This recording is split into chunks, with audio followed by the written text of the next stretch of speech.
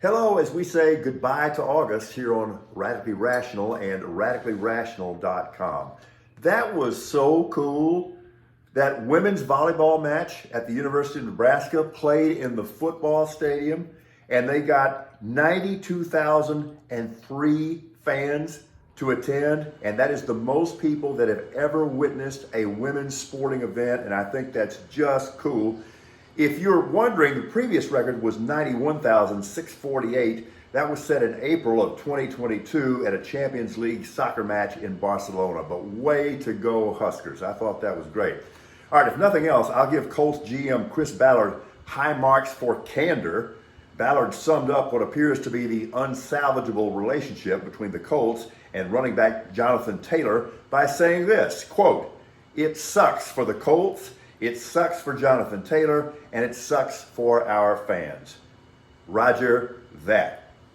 The Niners say there's no way they're going to trade holdout defensive superstar Nick Bosa. Duh. They'll get all this worked out by next week, don't worry. All right, am I missing something? That's always a possibility, but people are making way too much of the Cowboys' acquisition of Trey Lance. This poses no threat to Dak Prescott. It's got nothing to do with Dak Prescott. Trey Lance is not capable of putting pressure on Dak Prescott, and this has nothing to do with anticipated contract extension negotiations with Dak Prescott. Here's what happened.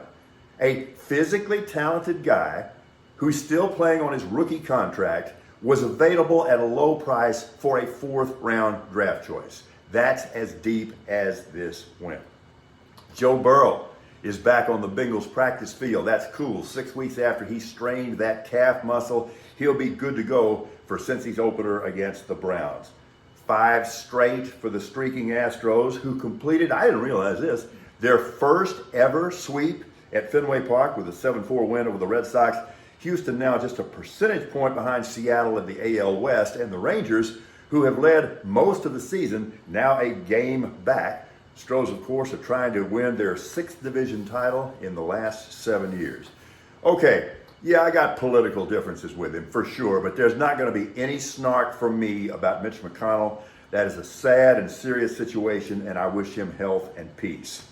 If Rudy thought he was in financial trouble before, he is buried now. A judge has ruled that Giuliani is on the hook for damages against the 2 Georgia election officials he defamed and attempted to ruin their lives.